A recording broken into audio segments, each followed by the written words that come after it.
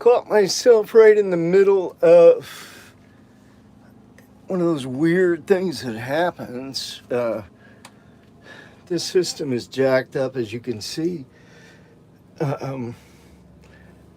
So this inverter charger is malfunctioning. I'm going to change it out with that one. And I have to do that now. Otherwise, neither the fan nor the light is going to work. And I think it's somewhere in the high 80s right now. Right here. Plus, I gotta go get a screwdriver. But plus, my leg is messed up. I mean, yeah, it's messed up. I just gotta go over here and try to grab this. We got entertainment out here. We got the Mountain View Police Department, I guess, kicking up some dust.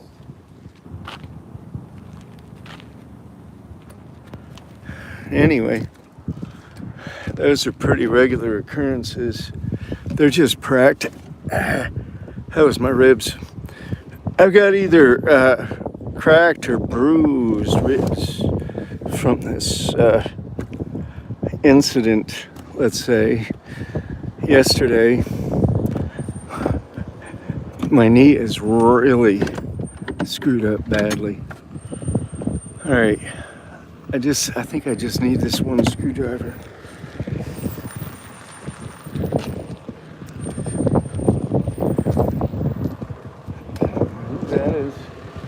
Well, that's the, wow, getting all kinds of action today.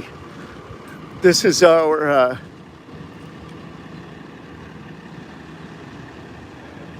hey now, Zeus to the barber, man, I haven't heard from you in a while, man. Yeah, no, things are good. See, this is the Dignity people right there. They come around a couple times a week with the showers. So they got like 2 showers, and then they do like 1 bag of laundry for people.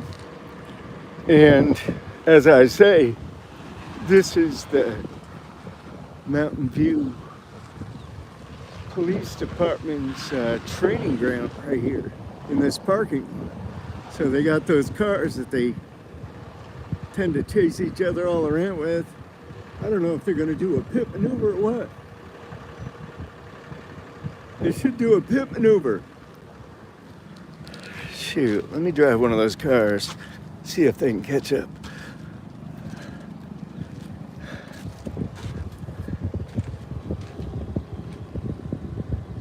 Oh man, Zeus.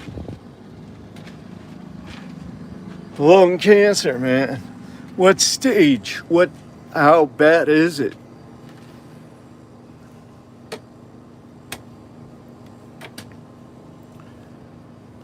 Is it in one or both lungs? And how bad is it? I mean, that's a tough one. Yeah, that's bad. It ain't good. It ain't good. But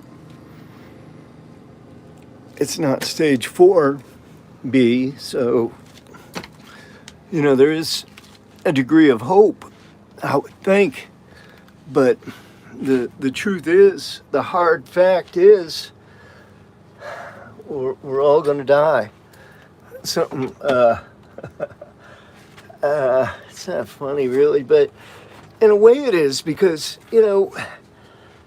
what I'm referencing is me and my friend Edward Lattimore down in USP Lewisburg, when we were both down there in the basement for some, I think, well over a year, a year and a half. We were down there off and at the same time. And I used to yell out, and he used to yell out, "We're all gonna die." Like the warden would come on the range, or a counselor, case manager, and we would just remind them, hey, we're all in this together. We all have to face these ultimate facts, these ultimate outcomes, I guess. So yeah, it's not something that we want to do, but it's something that we're forced into. And a lot of that just doesn't make any sense to me personally. When you reach the apex of your life, probably, if you're gonna, it doesn't always gauge out in years or years of age, but it's probably somewhere around your mid 40s to mid 50s that you would just be at the height of your health, your your prowess, your abilities or capabilities, and you've kind of reached the apex. Yeah, I'm 63 too, Zeus. I'm 63. Yeah, that's young, man. That's young. That's too young. That's too young. Too young. Too young. But you never know. I could have easily have been killed yesterday.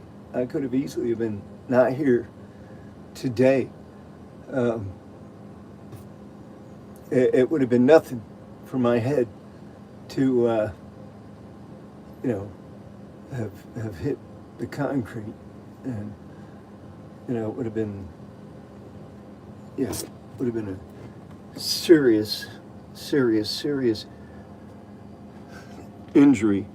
Not that it wasn't as it was, because I got messed up. But, well, I can tell you, Zeus, we move along one day at a time. We try to keep the manual program going. We do keep it going, and we also have a couple of other projects that we're working on. So there's activities from day to day, that projects that I'm engaged with. There's, we've got a production of kind of a major production, feature-length documentary that was sponsored by, ITBS, which is a subsidiary of PBS, which PBS is a subsidiary of CPB, or what is it for public broadcasting? Corporation for Public Broadcasting, CPB. And so that stuff is now being defunded. So, it's one of the reasons why I'm probably going to have to sell this little conversion van. It's a nice little van. Everything in here, as soon as I get this changed out, it should just come back to life. That's what I'm going to do right now, if I can get situated, because my legs, both knees, took a blast. My arm and shoulder, my ribs, like I said, I got a huge blast to the ribs. Definitely left a mark. All right, let's see where I'm at.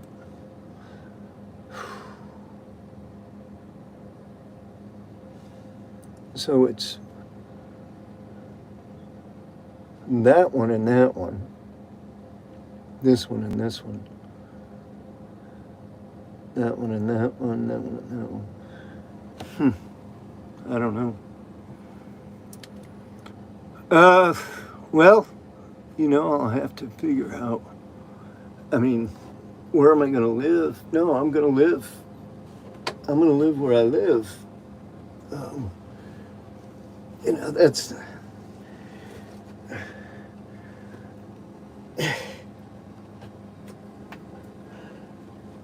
Yeah, it's a little bit of painting right there, but not too much. I've had a lot worse, that's for sure.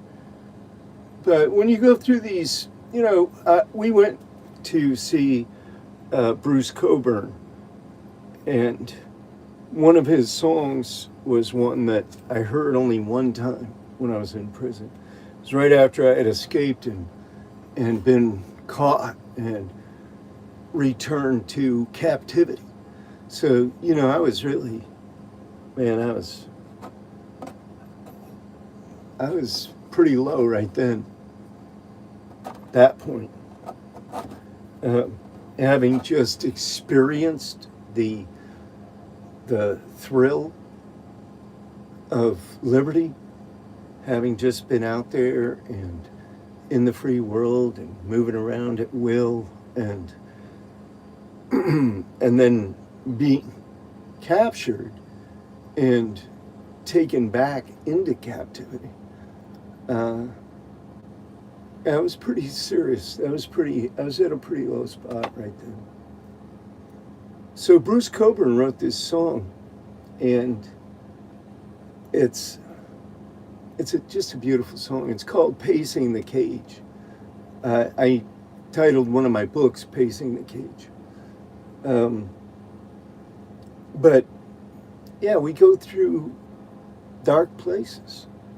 We go through dark places, painful places in our lives, and I don't think we can ever really figure it out. I don't think we really know much about this thing we call human life. I don't think we know much about ourselves personally. Like, how much do we really study ourselves? Now, we'll look at somebody else, right? And we'll study them. That's how celebrities become celebrities. But how often do we really look at ourselves and do a study of ourselves? Like, you have to hit this kind of neutral position, right, in your own mind in order to even do that. You have to have a objective kind of a perspective.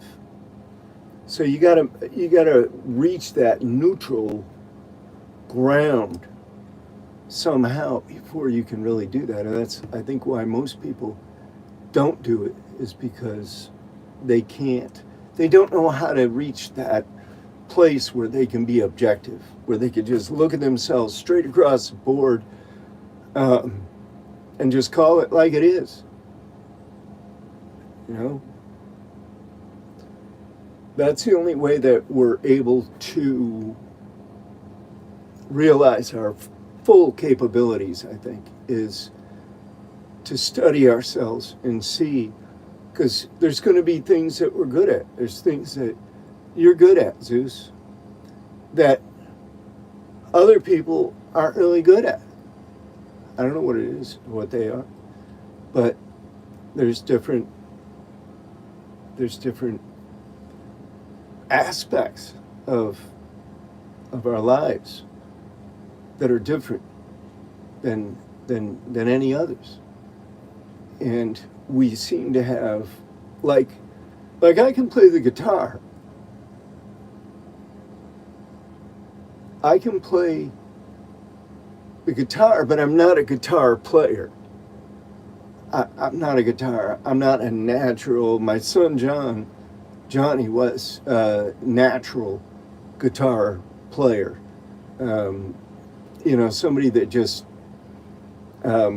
was at some level in tune with everything that was happening on that fretboard. And you've got two instruments when you're playing the guitar. You've got your fingers on the fretboard, but an equally important instrument is your strumming hand or picking hand, or both. So yeah, I mean, I can play the guitar, but I'm not a guitar player. I think you have to start young, and you have to have some kind of a natural inclination to be able to do that. But right now, it's just a matter of what can you do except to do what you can do, right? You live the best life you possibly can. You be the best person, the best human being that you can be. And it's not like there's some model of a perfect human being. I mean, there probably is, but it's not like we're ever going to really reach it.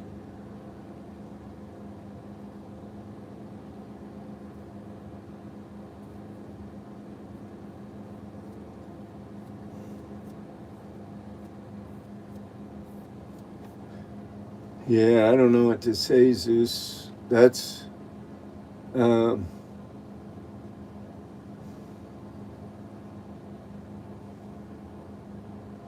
man, that's just one of those, man. See, this is where, Zeus, this is where the rubber meets the road. You know that. And the best way to preserve yourself overall is you can't feed into the physical equation, i.e. death or demise. You can't put all of your concentration or efforts or energy on that. Instead, I say, you pick up a habit of meditation. Just start to breathe, start to relax, start to work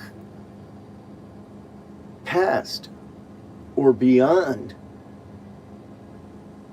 the physical illness, the lung cancer.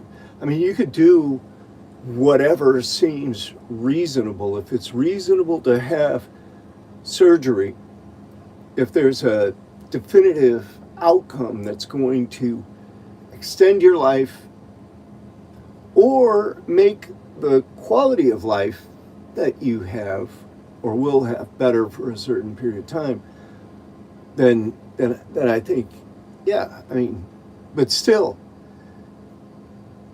in all, we have to realize that these bodies are made to wear out. They're made to die. They're designed to die. So how do we face that? How do we deal with that? How do we overcome that? The best way that I know is to position our minds, to train our minds, if you will, to get past this sadness or this sorrow or this fear that's otherwise inherent in the plight of all human beings.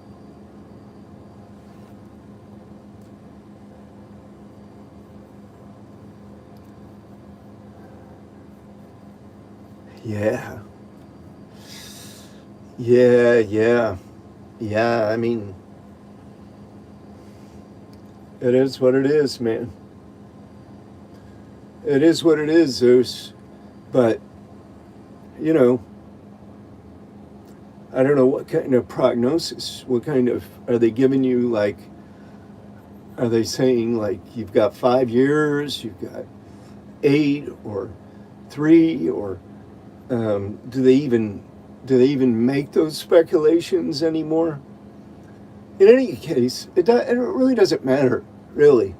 Um, I think if you undertake practice like Banpo yoga is what I know and what I practice, and it's what I intend to instruct very shortly. But I'd encourage you just to begin a practice of learning how to calm the mind, just learning how to breathe nice and fully, easily, as much as you can, using your abdominal muscles, because the way we're built, anatomically, the way we're built, we're not built to walk upright. We really aren't. If anything, at best, we're built to walk with our lower backs in a real curve and just kind of hunched forward with, our knuckles on the ground or what have you. But we're definitely not built to walk upright. And, babies, when you look at a baby breathing, its natural breath rhythms are with its belly. It's belly breathing. When it inhales, its belly is going out, and when it exhales, its belly is contracting and pulling in.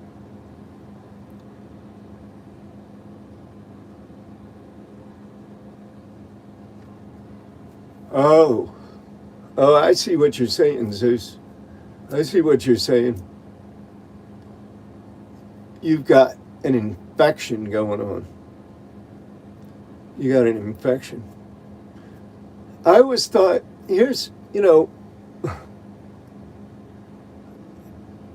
my thing was this. I saw guys that, like in Springfield, USP Springfield, the medical center, the psych unit, there were guys there really that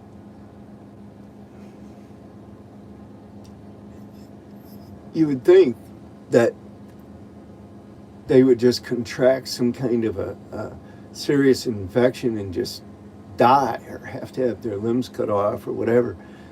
But they just used the Simple Green, the same general cleaning detergent that they use, to clean their cells in the spray bottle. And, I definitely use that with injuries, in prison, and I never got an infection of any kind. And I don't know of anyone who used it that did. I don't know about when you take a pill and they tell you that it's got, some type of antibiotic in it, because I don't know how that survives through the stomach, through all those acids, and then certainly don't know if the general effect is to cover the whole body, but you've only got a certain area that needs it. It seems like it's being, diluted in that way, and it might negatively affect your health and energy in other ways. But I think direct application, they ought to have something that you can inhale, or they ought to have some kind of maybe I don't know, I'm just talking off the top of my head, but I'm thinking some kind of some kind of a small insert that they can just, hook a syringe in and just, hit it every once in a while, where it's just going to cover those areas where you've had the surgery. But, infections should, unless it's in the blood, deep in the blood, they should be able you should be able to kill off an infection fairly directly. I think they're doing it with light now too. That's another possibility, but I know nothing about all of that. Only what I speculate.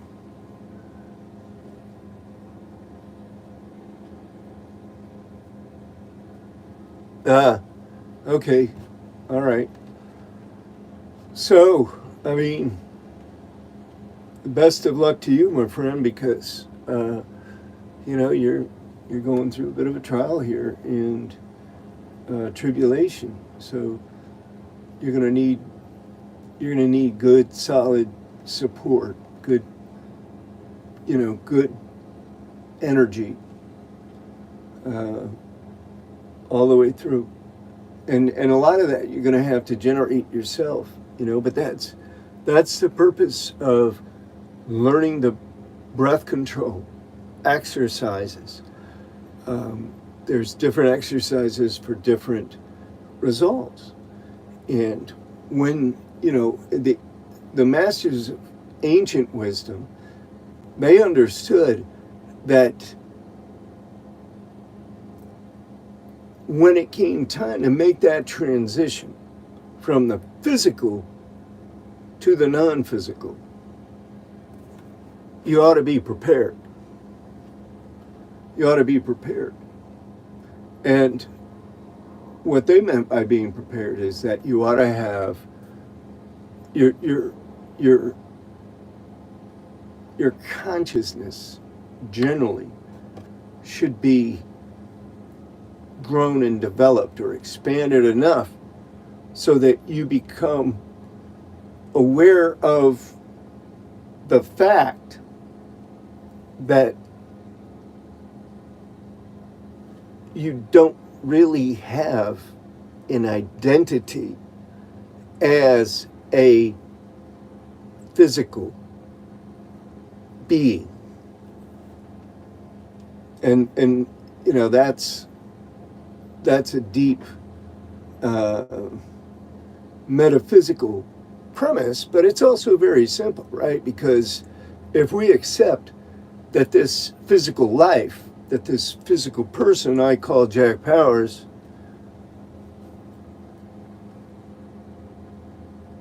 has no permanence whatsoever, which is just a straight up fact, then I'm not really taking everything so seriously. Spirit of New Orleans, did he guilty on the counts that have already been rendered, 2 through 5, I believe it is. And I say that because count 1 is the main count, the racketeering count. And so, obviously, this beer is going to fall on my head. Obviously, the racketeering count, if they can't agree on that, then they must have agreed. If they got people on both sides of racketeering that are at loggerheads, then logic just says, okay, they agreed on the other ones, or some of the other ones anyway. And I think that those other counts, the sex trafficking or prostitution counts or whatever, they probably found him guilty on those. And then the lead count, the RICO, is probably just at a deadlock. So they're going to have to accept those verdicts. The judge already knows what those verdicts are. The judge and the courtroom staff obviously already know. Probably the marshals, U.S. Marshals, courtroom security, they know first because, they're listening. You can bet they've got microphones in those jury rooms, or they just stand by those doors. Yeah, we got to guard you. And, they're taking all that in. So they know. They already know.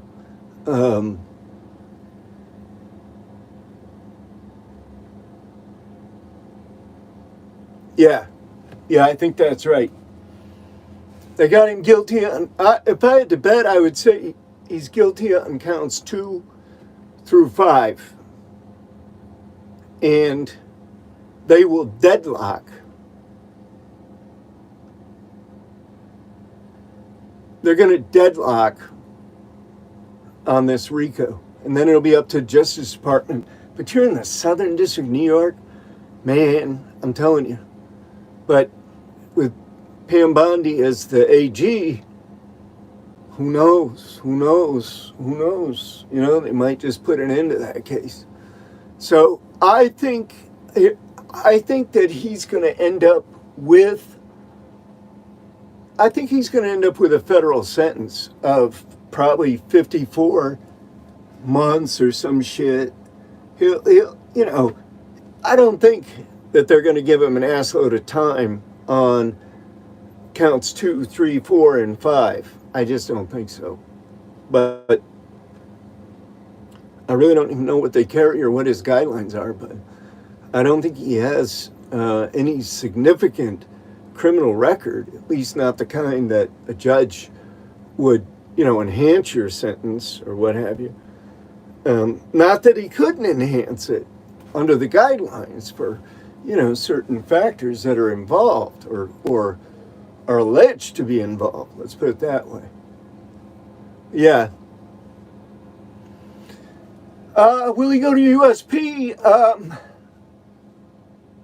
No, he won't go to USP. No, he won't. Nope. If he doesn't have any direct prison gang affiliation, or if he's not, you know, like some, you know, shot caller in or out of prison, and you know, he doesn't really have that much of a criminal history to begin with. He doesn't have any history of escapes or attempted escapes. He probably doesn't have any other factors. There's no communication factors or anything. This is pretty straight up shit.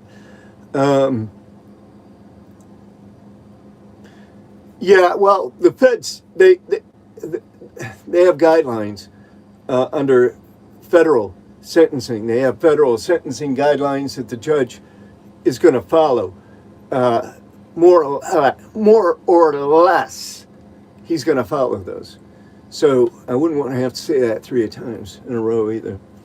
But yeah, he's going to get. He won't get life. He won't get life. Even if he did get life. Even if Diddy did get life, a life sentence, he might possibly start out at a USP, like I don't know. I can't even think of a USP that is like, wouldn't be dangerous. You know, there's a lot of shit that plays out now. Would he have a problem at a USP? Probably not, because he'd probably just, you know, he'd probably have enough influence right away just from his notoriety, his celebrity, and his money. You know, he'd be able to be all right, I think, wherever he goes, as long as he doesn't, you know, get into, his thing would be probably getting into some individual beef with somebody that's close to him, you know, that he ends up making friends with or getting close to while he's in prison. But I think he'll go to an FCI. I think he'd start out, you know, they go through a process too, a classification process. It's not much, but I think even with a life sentence, his chances of going to an FCI are better than him going to a USP. If he did go to USP, he'd be there maybe a year or 2, maybe 3. And once they got a look at him to see how he's going to act, then they'd kick him out, you know, to an FCI. Or, you know, if they saw that, you know, shit was going downhill, too quickly, they might also do that.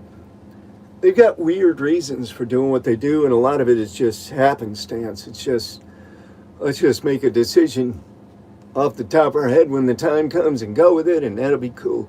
Because, there's really no ramifications, not for the administrators. The ramifications are always for the prisoners, and the Federal Bureau of Prisons does not have a good track record, with respect to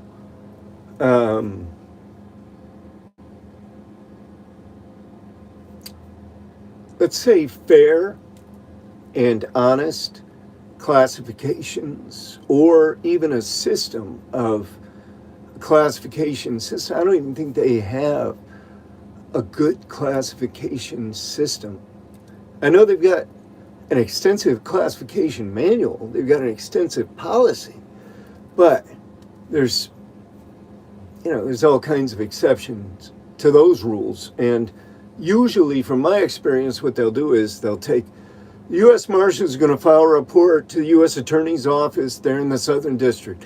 U.S. Attorney's Office will send a memo over to the Bureau of Prisons, their classification unit over in Texas, Grand Prairie, and then they will begin the process. But they will make the most important recommendation about where he goes. The judge probably will make a recommendation as well.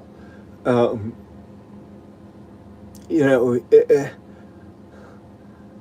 a little bit iffy. Some judges, they want to make a recommendation. Doesn't have to be followed by the Federal Bureau of Prisons. And a lot of times they just aren't followed. But be that as it is, he might get the judge to say or recommend certain treatment program or a certain placement. And he might very well end up in a place like Butner, North Carolina, that medical facility down there. Because, they'll take a guy like him that's got celebrity like that, and they try to put him in, where they think it's the safest but most secure spot. So it would probably be something like that. No, I don't think he'll go into solitary. I don't think they'll put him into, they don't have any reason to put him into like a administrative maximum like the ADX or any kind of lockdown.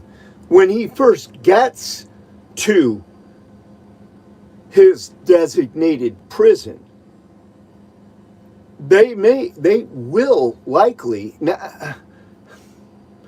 see, I'm calling shit from the 90s, 1989, 1990, 91, 90. I'm way back there. So I can't really say right now, today, what they're going to do at a particular prison. Let's say he got to an FCI and they had a bunch of cells open in ADSEC, and the captain, maybe one of the AWs, maybe the warden says, hey, I want to look at this guy for a minute. Let's hold off his classification and let's look at him for a couple of weeks. We'll have a captain's review panel. Boom. He might be in the seg for a couple of weeks until he gets the review. And the review would, for him, his appearance would just be answering a few questions.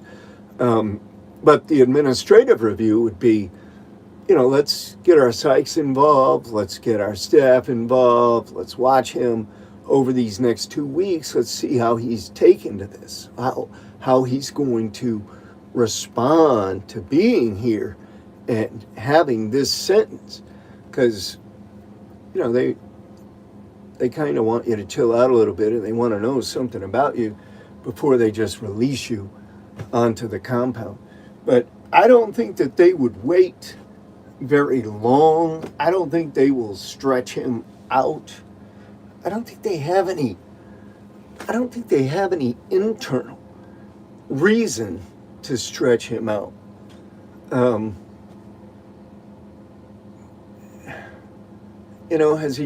Has he pissed off anyone in the U.S. Attorney's Office? That's what you need to worry about. If you piss off the dude that's prosecuting you, yeah, you're in trouble. I know that from long experience.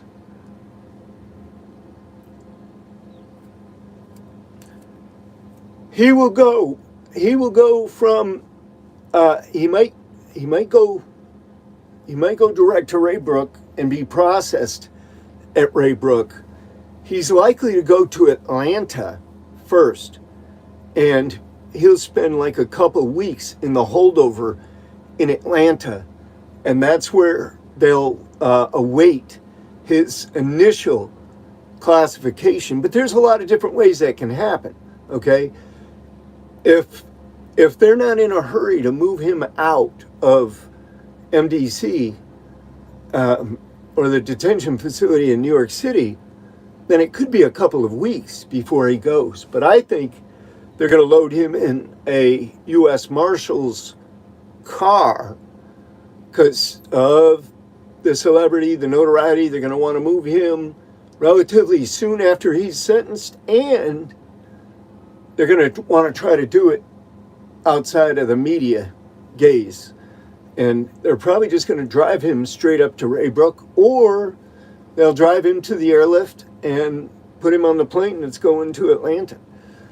And he's going to spend probably a couple of weeks in transit or in, a holdover facility before he gets where he's going.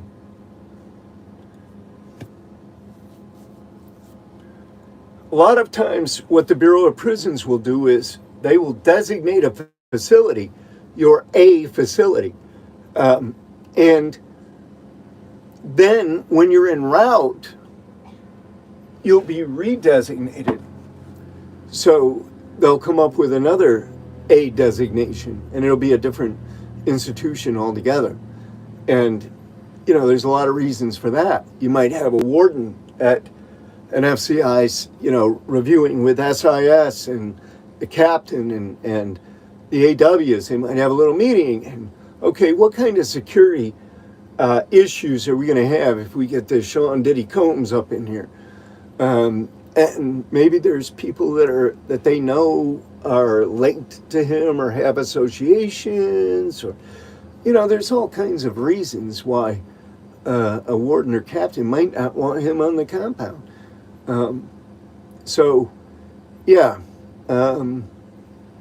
Well, that's the diesel therapy, right? Is where they keep changing your designation, and they keep you in transit. Eventually, they wouldn't put him on diesel therapy because that would come from Grand Prairie, and it would be a Bureau of Prisons thing. Bureau of Prisons is going to try to find him an institution that's more than secure enough to deal with any security issues that might arise from him being there. That's number one. And if that's an FCI, and a warden at an FCI says, yeah, I got no problem, because different wardens have way different personalities that you can go from night to day with those guys. So you might have a warden that sits back and says, hey, I don't give a fuck. Yeah, sure. Put him on the compound. He's prisoner number, inmate number, such and such, so and so. I don't care. Put him out. And you might have another warden that says, geez, I don't know. I think we should pass on this one, fellas. Do we really want that kind of attention here? And then they'll just make something up. They don't have to say much. If they don't accept him, then Grand Prairie's got to redesignate him. So it's just there's a lot of people that are involved in making that decision, and the initial decision is not always the final decision. And then, they're going to run him through the entire process. They're going to make sure that, because they've got a lot of issues to look at with somebody like him going into federal prison. They're going to have to look at a lot of different issues. Is he going to be a target for extortion? Is he himself going to try to become a shot caller on some bigger scale league than what's already there? Because what's already there, they might feel like they have it, significantly under control, that they can deal with that. But with his presence, it might add something new. He could get a pardon from Trump. I wouldn't. All he really has to do is donate like a couple million to one of the Trump foundations or organizations, and he'll get the pardon, and nobody will say anything, really. And you'll have a couple of people here and there. But I think that they stretched the RICO thing. I don't think, I've dealt with a lot of RICO cases during my time as a jailhouse lawyer, and, this just really, that is not RICO. That's not a traditional, typical RICO. They're really, really stretching that one. So the fact that they're having a hard time on this last count is completely consistent with the general knowledge or understanding of what's happening here. No, President Trump could pardon him or commute his sentence at any time.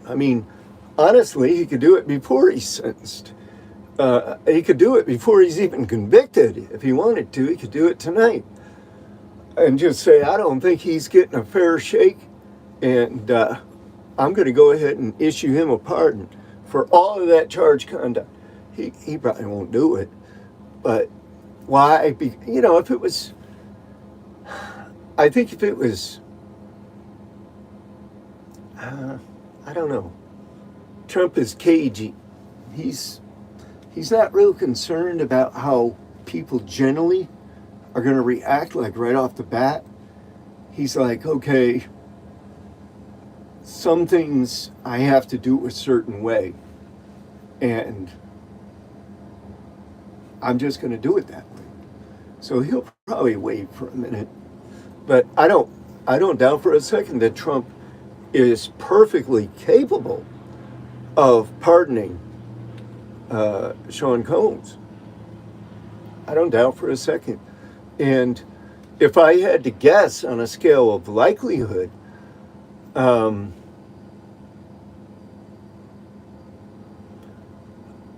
would say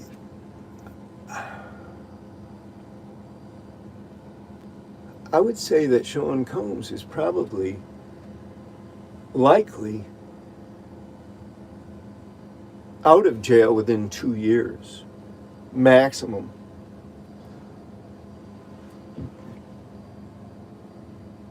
Let's say he gets a guideline sentence of 54 months. And, for the prostitution charges, the sex trafficking, what have you, which really I think is a lesser included offense of the RICO anyway. So they may be able to argue that's probably why the judge did not accept those verdicts. And if Diddy's lawyers did not demand, they should have demanded that those 4 that were reached were returned right then and there. Diddy's lawyers, if they didn't do that, and if the judge refused it, then you got to put an objection on the record, and you got to put your reasons, okay? Because the reason that we want these on the record is because the jury has returned verdicts as to these counts, which we contend are lesser included offenses of the charged RICO conduct. Judge accepts those verdicts. Now you got a problem. You got a double jeopardy problem.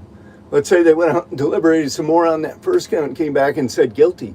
Well, wait a minute. You just convicted of the lesser included offense. See, because all those offenses, those 5 offenses, they're all going to be joined under the top count, which is count number 1, the RICO. They're all going to be subsumed anyway. He's not going to get any more points on the guidelines for those other charges. Not likely, not unless there's other factors that apply. So those lawyers should have been on the job. They should have been on the ball with this. They should have been prepared for something like this, because I think the jurors are smarter than everyone else. I think the jurors are signaling, to the court and to everybody, because you've got blue ribbon jurors. You don't have just regular people off the street in the Southern District of New York. Fuck no. You don't have just Joe somebody with a driver's license being hailed into the federal courtroom to serve jury duty. No. You have what's called blue ribbon juries. These are people that are usually pro-conviction, usually gleaned from long voter rolls where they're pretty much known to support the actions of the federal courts and prosecutors and so forth. So, you've got an uphill battle right off the bat. But apparently you had a couple of jurors, at least one anyway, that was saying, you know what? He's probably guilty of all this other shit, trafficking and all that. Yeah, okay, they proved that case. Fuck it. Proved it. But RICO, racketeering, I just don't see it. I don't see these elements being met. I see these others as being lesser included offenses. All right, let's try it. We'll find him guilty on those, and we'll just tell the judge we're deadlocked. So the attorneys, the minute they got wind of a note coming out and what it said, those attorneys should have immediately demanded that those verdicts that were reached be recorded and reported. Now, the other side of that is you say, well, the judge let them go back out. Can they change their minds? Now, they've already rendered that verdict, but it hasn't been recorded. Can they go back where they were saying guilty and now they just say, okay, not guilty? Let's just find him not guilty, straight up the ticket. Things like that can happen. What's most likely to happen is they deliberate until about noon or 1 o'clock Eastern time, about lunchtime. They go back to the judge with another note. They say, nah, we're hopelessly deadlocked on both sides. We're done. At that point, the judge is going to call everybody in. He's going to take the verdicts, and he's going to declare a mistrial as to count 1. He's going to hear what the lawyers have to say, and, really, if you're defense counsel, you're caught between a rock and a hard place. Really. Do you really want to make an argument that you want that judge to send that jury back out and deliberate again? Are you going to risk pissing them off like that when essentially you beat that fucking RICO? Mistrial's as good as a win. Really, it should be. It ought to be. A lot of times it ain't in the past because of the way the feds do business. But under the Constitution and laws of the United States, if you're a scholar of double jeopardy jurisprudence, yeah, it's just you can't go again. You had your chance to prove it. You included these offenses that really were inextricably intertwined, the facts, the factual basis, inextricably intertwined with the RICO. They found him guilty on the lesser ones, didn't reach a verdict on the RICO. That's an acquittal. Sorry. That's a fucking acquittal under double jeopardy jurisprudence. That's an acquittal. I don't give a fuck what anybody says. I don't give a fuck if all 9 justices on the Supreme Court say, no, it's not. It is. It is. I know double jeopardy jurisprudence probably as good or better than anybody on the face of this United States anyway. I won't say on the face of the planet. But as far as this jurisdiction, this jurisprudence, yeah, I had all that. Yeah, they're going to take off. They're going to take off. So am I in about 4 minutes. I'm going to take off. But yeah, they're going home. They're trying to get out of there. They're trying to party, man. They're trying to get down, trying to get rid of that shit. So I got them being in there till 10, 11 o'clock, maybe 11:30 at the latest. They're not going to stay long. They're going to go in that room. They're going to say, look, we already decided, we already settled, the judge sent us back in, we gotta write another note. We gotta sit here for an hour or two and bullshit, and then we write another note. We go back in, he takes the verdict. That's all there is. So that's how that's gonna go. Rest of it I don't know about yet, but that will become apparent. And so what I'm gonna do right now, I'm gonna go ahead and start getting this shit together, man. I gotta change out this charge controller because this is a mess. This wiring in here is a mess. And I don't even know if I can straighten it out. I'm gonna try. Give it my best shot. Anyway, everybody, thank you for tuning in. Thank you for watching. And I will get back with you shortly. I'm glad that we had this time together, man. It means a lot to me. All right, y'all take care.